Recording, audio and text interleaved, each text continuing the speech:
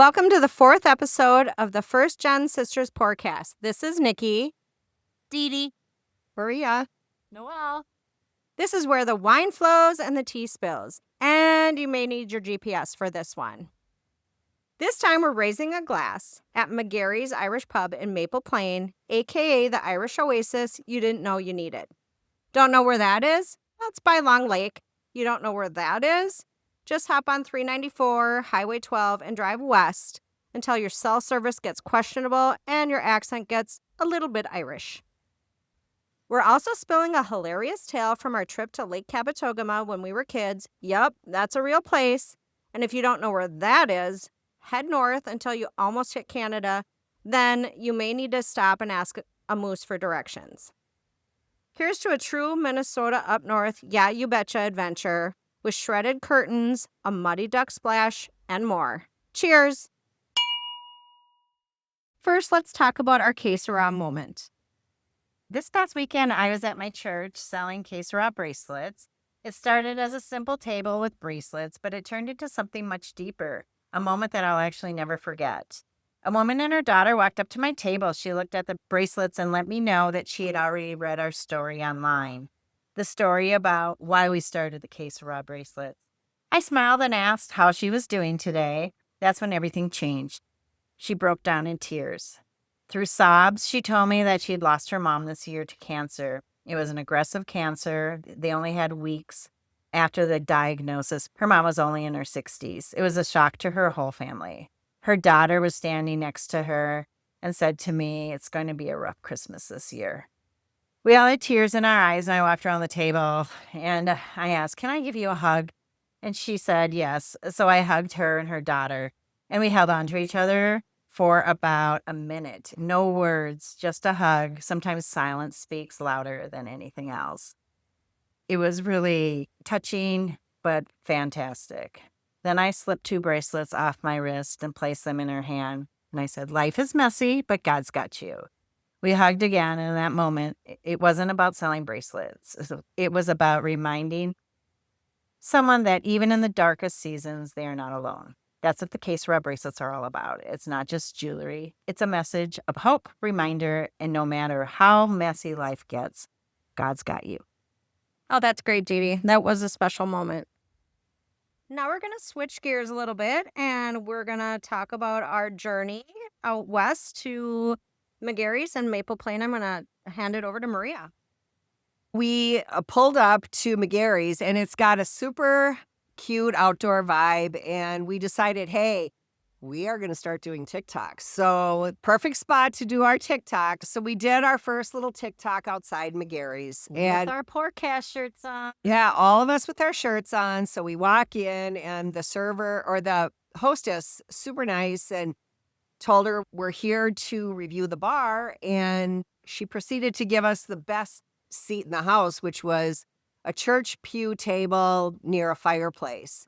And word must have gotten around about the fact that we were here recording our podcast, because pretty soon the server came over, and her name was Bella, and she was super nice and attentive. And we just decided to give her a que sera bracelet and explain what we were doing. And she had to pull up a chair. She's like, "Wait a minute, I need to hear about this." It was awesome. It was awesome. And she had just had a rough day. And so she said it really made her night. And anyway, Cry. yeah, She she said, was. "I tried not to cry, you guys." I know. And this is just the kind of reaction that we seem to get whenever we offer somebody a que sera bracelet. But anyway, the bar itself is really cool. It's truly authentic. It's got stained glass window or stained glass behind the bar. And the fireplace really adds a lot to it. Lots of gifts, signs. Lots of Irish signs. The menu was packed with favorites that are typically Irish. Shepherd's pie, fish and chips, corned beef and cabbage. And pretty much happy hour runs till 6 p.m. And it has specials with 2 drinks off of drinks. What did I say? Two drinks. Oh, yeah. $2 off all drinks. Mine does too. Yeah, $2 off all drinks and appetizers. And a lot of Irish themed cocktails. Yeah, it was a really good experience. And Noelle was drinking Guinness on tap. We had some Jameson gingies, and then the waitress, I think they ran out of Jameson. And Surprise. and they offered us an upgrade, I guess, to proper 12, which was a smoother whiskey. We thought it went over really well. I thought it was really good compared to as good as, if not As- better than Jameson. Right, right. Step Saw up the your fruit game, for- Jamie. Didn't we look it up and it was owned by Conor McGregor, who's a famous world WWFA boxer? He looks kind of hot, lots of tattoos. But then word must have got out because that we were there as the podcast sisters. We did have our shirts on that say First Gen Sisters PourCast. And lo and behold, the owner came to our table. It was so nice. His name was James, and he was Norwegian and was telling us a little bit about, not quite Irish, but close enough. It was in Europe. So, he passes, but very cool guy. He has more of a fine dining background. So I think McGarry's is changing a little bit. Their food was a little bit more upscale, and just everything that was on the menu was just a little bit more fancy than usual. And he also invited us to their special wine nights. They do them periodically throughout the year, and he was excited about them. And he was telling, yeah, it's a 5-course meal with wine, of course. And the sommelier, who is an opera singer, who I actually knew when he mentioned the guy's name, Marcus, I had actually heard the sommelier sing opera before. So if you're into that, fancy wines, fancy dinner. Yeah, and he's from It's- Delano too, right? Yeah, he's from Delano. Edie and Noelle lived in Delano for a while. All right, now we're going to talk about the Pour Score. We have 5 categories, if you remember from the previous podcast, but we talk about the Barstool breakdown and the vibes that we got, and I'll hand it over to Dee Dee. The vibe was really good. Once you walked in, you definitely knew you were at an Irish pub because the stained glass behind the bar was amazing with a lot of heavy wood, church pews, and a lot of Guinness signs, and then just a cozy little fireplace just kind of for the backdrop. All right, that was, I think everybody agreed that the Barstool breakdown was awesome Irish vibes, and everybody there was really cool. So the scene and sip is who was there. In the bar itself, there were a lot of people. It was quiet when we first walked in, but then it just seemed to get busier, and the bar was packed. A lot of the tables were full, and I know there's a separate dining room, and seemed like a lot of families coming in for dinner. But in the bar, it seemed like people were ordering drinks and appetizers and food. I'd say a lot of locals, probably from Maple Plain and the surrounding areas, but families too. So it was really a cozy, inviting place. All right, and for the sports scene, I'm going to hand it over to Dee Dee. Boo, Vikings are coming off a loss. It hasn't been the greatest season. No, it hasn't, bitches. But no sports scene there. You can go there to cheer or cry after the game. And the girls' room, I didn't go in, but Noelle, you did. Yeah, it was fine. It was very clean. It was a 2-stall bathroom, which I like that because you're not waiting for someone just to get out of the bathroom. So you can go just walk in if you just have to wash your hands. And I love their decor too because they've got very authentic Irish Dublin, St. James Gate, Irish Guinness signs everywhere. All right, and then the tab recap. Marie's going to talk about that. Really reasonable tab recap. We had quite nourishing meals. We had full for dinners for all 4 of us, and probably came to $45 with drinks. So It was a hearty tip too, because they were Yeah. so great to us, and we wanted to make sure that we were generous with our tips. all right, Nikki. Cool. I think I'm going to give it a 10. I just loved everybody there.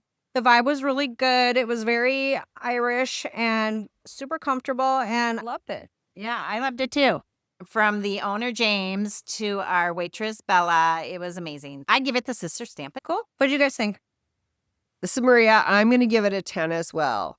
I think that we were not incognito. We told them that we had a podcast and we were there to review the bar, and we had, never incognito. I know, but For sure. well, we all have t-shirts now that have our logo and stuff. So I feel like we got special treatment, but I think it's probably not unusual to get special treatment there. So I give it a 10. Yeah.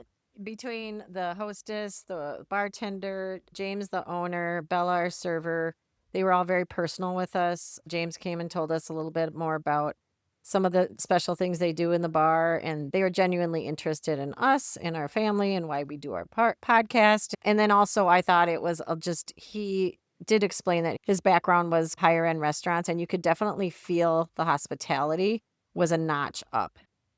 As per usual on the First Gen Sisters PourCast, we're going to tell you a hilarious family story. I'm going to kick it over to Noelle.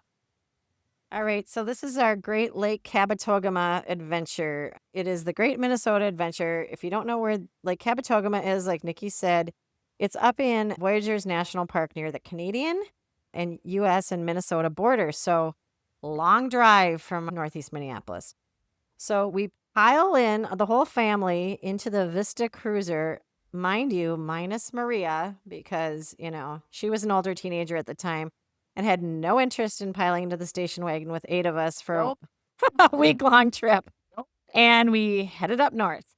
So as soon as we pulled into the resort after a very long day of driving, we saw this girl. She was like this wild, shirtless, feral looking girl. She came sprinting after our car. And I was like, we were kind of proper, even though we sound a little feral, but our family was very proper. I'd never seen a girl without a shirt on before. And I wasn't, unless 8. I know, but she ever shirt but I don't know. She was mowing the grass. Yeah. So, but she was so fun. So anyway, after we got out and we met her and she brought us over to the resort, naturally we became best friends with her by dinner that day.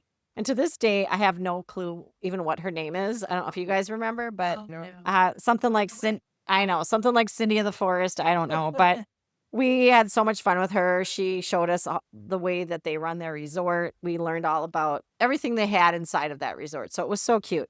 So then she even brought us over to our cabin.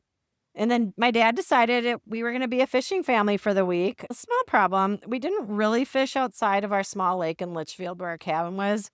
I still remember that 9-horsepower motor we tubed behind with a literal tube from our car tire with that airport that sticks out. And we were always trying to flip that around. We always had scratches on it. But we rented a boat anyway. For Maria, not me. We rented a boat for the week. And Lake Kabetogama is a huge body of water. But my dad, not really thinking he was funny. He never thought he was funny. We always thought he was funny. But he renamed everything on the boat. And so he would yell to my brother, Paul, throw out the bunker. My brother's like, you mean the anchor? And the minnows were now minuses. Pass me a minus. There he was yelling, throw out the bunker and grab the minuses. And we were all dying laughing. And my dad was... Remember catching a fish? I know. Remember catching anything that weekend? Yeah. But at one point, I decided to go feed the ducks near the docks. And of course, you guys were standing nearby because, we didn't know what to do without each other, even though we didn't really want to be near each other, but we were always in a pack together. So I went down there and my mom had given me some breadcrumbs and I was like, here, ducky, and leaning over, and I fell into this muck. It was sludge and it was so disgusting. And what did you guys do? You just stood there laughing, and I tried to crawl out like a creature from the Black Lagoon. I took what was probably the longest shower of my life, and my mom barely let me in the cabin. It was so gross, but... You have a life jacket on. Well, I could swim just fine. It was the gross muck. So... Well, I had the life jacket on. Oh, yeah. Yeah. So the story about the life jacket is, we don't know why there was only one life jacket, but apparently when you have a family of 8 people getting in a boat, there's one life jacket. The big orange life jacket from the 70s. Yeah, that was the code in the 70s.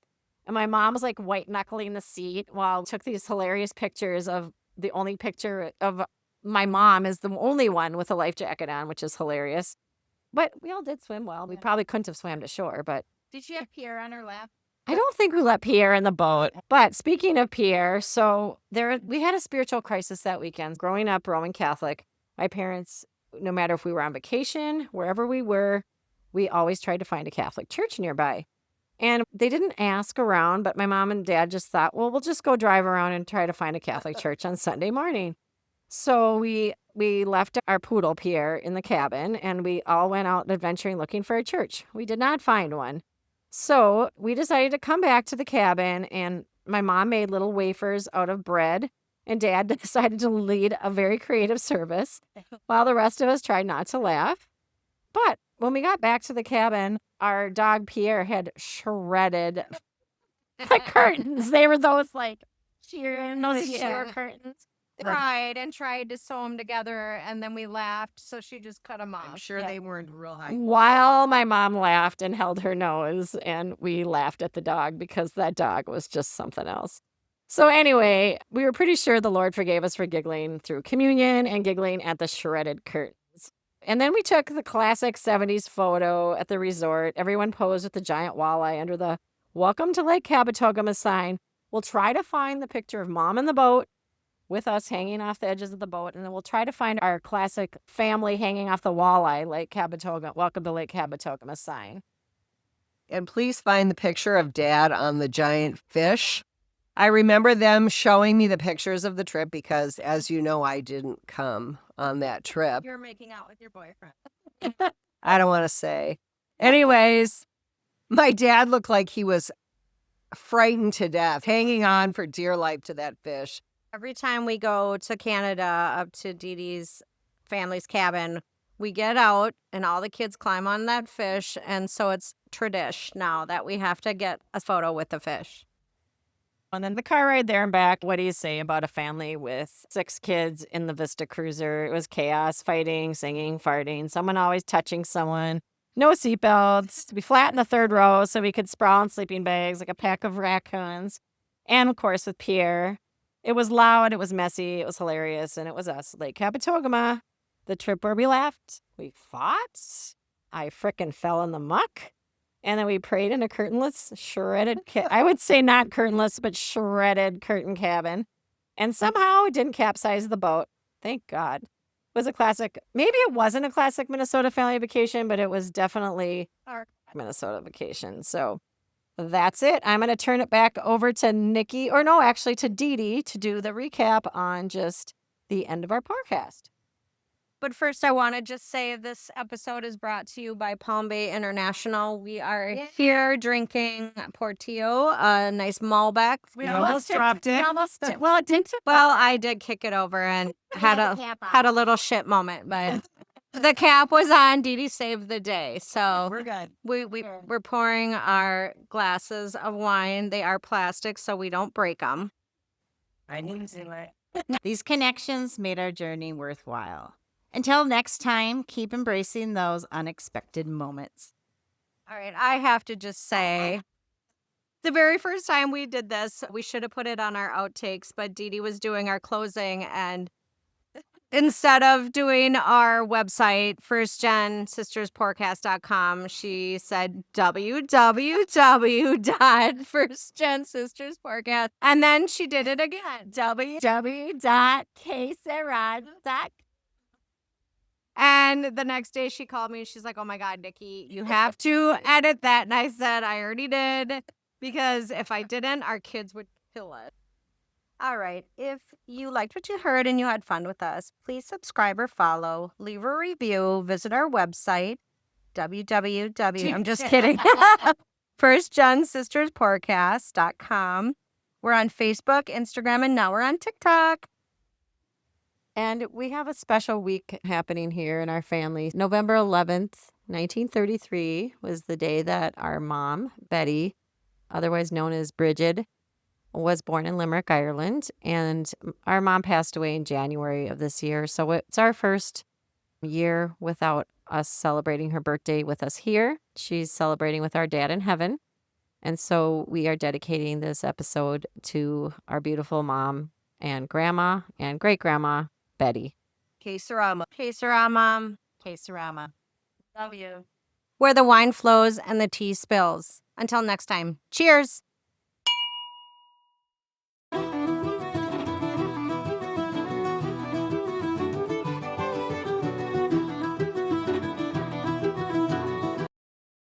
Welcome to this week's episode of the First Gen Sisters. Oh, shit.